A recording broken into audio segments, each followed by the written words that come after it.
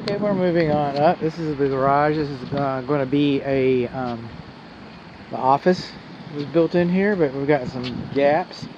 The battery exhausted itself. We've got some gaps between the door and the frame. What's that about? That's pretty interesting. Okay.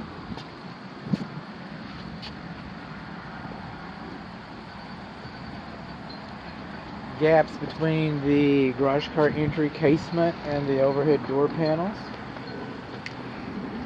Interesting. Trees shouldn't be closer than 25 feet to the structure. And again, neighbor's tree is too close to your house. And again, homeowners association, wood mulch underneath the house, conducive to wood destroying insects. Coming along, this is now the north side of the house with the electric meter, disconnected ground rod. Condensing units are in pretty good shape. Lawn sprinkler system leaves something to be desired. Alright, with the conduit and the labeling.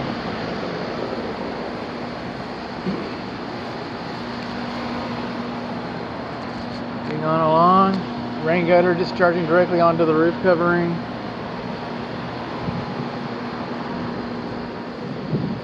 Another clean out.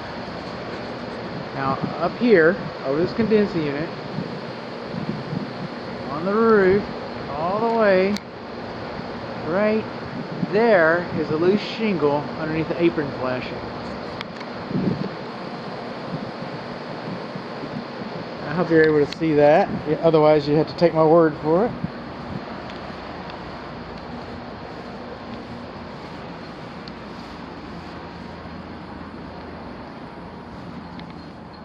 Right here is an interesting phenomenon. Some people call them corner pops. Call it what you will. Those are shrinkage cracks.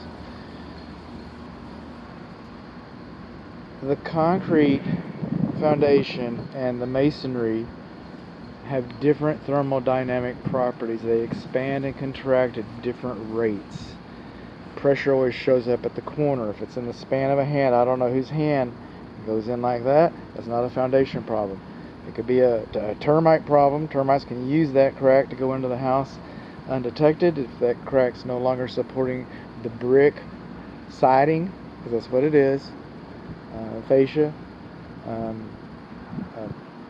cladding, excuse me, the brick clads. Okay, it's no longer supporting the brick. It could be a brick problem, but that's not a foundation problem. If it's over here, that might be different. There, that's not a foundation problem. Run along, going counterclockwise. Since the home faces east, we're on the west side.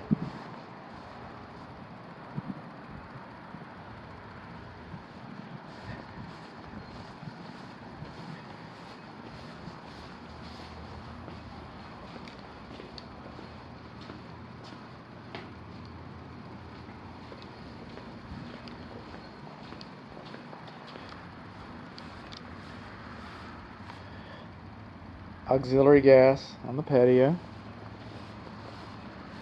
Another crack on the corner. Okay, this is the secondary drain line for the evaporator coil, and it's supposed to discharge in an obvious location over a window. It's not supposed to be discharged out here in the middle of nowhere, because that could be leaking and you'd never have a clue. It's supposed to be discharging over the window, so that you would look out the window and you see the water coming out and you know to call the HVAC tech. This is grading. This is drainage.